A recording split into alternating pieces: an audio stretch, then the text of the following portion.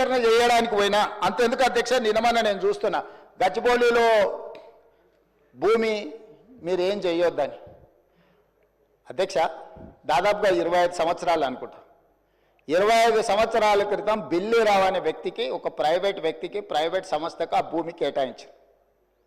25 సంవత్సరాల నుంచి ఏ రోజు కూడా సెంట్రల్ యూనివర్సిటీ దగ్గర ఆ భూమి లేదు.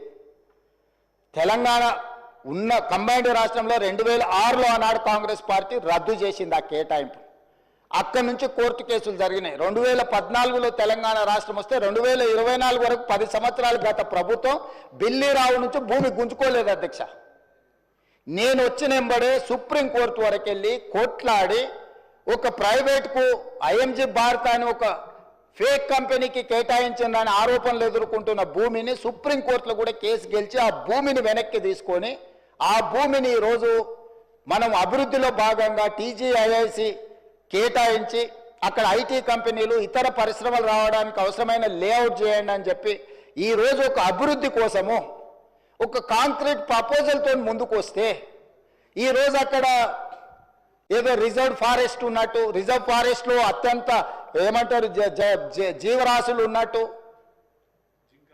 జింకలు పులులు సింహాలన్నీ ఆనే ఉన్నాయి అన్నట్టు, జింకలు పులులు సింహాలు లేవు అధ్యక్ష. ఆ చుట్టుముట్టుతో కొన్ని గుంటనక్కలు చేరి ఇట్లా వ్యవహరిస్తున్నాయి అధ్యక్ష. గుంటనక్కలకు గుణపాఠం చెప్తాం అధ్యక్ష. అది 100% developed area. We are also going to utilize for development. We are not utilizing or otherwise మేము ఎవరికో అర్ధరాత్రి పూట ఎవరికో కట్టబెట్టే ప్రయత్నం చేయలేదు అధ్యక్ష.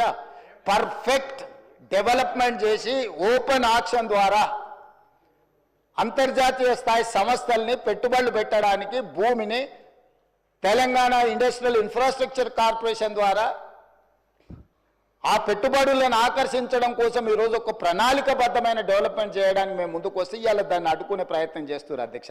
నేను ఒకటే మాట అడుగుతున్నా అధ్యక్ష, 10 సంవత్సరాల మీద అధికారంలో ఉన్నప్పుడు ఐఎంజీ భారత బిల్లీరావు అనే ఆయన దగ్గర భూమి ఉన్నప్పుడు మీకు బాధ లేదు, దుఃఖం లేదు, ఆ భూమిని వెనక్కి తీసుకురావాలని ఆలోచన లేదు. అలాంటి వాళ్ళ నుంచి ఆ భూమిని వెనక్కి తీసుకొచ్చి పరిశ్రమల అభివృద్ధి కోసం ఎందుకు అక్కడికి పోయినాం అధ్యక్ష?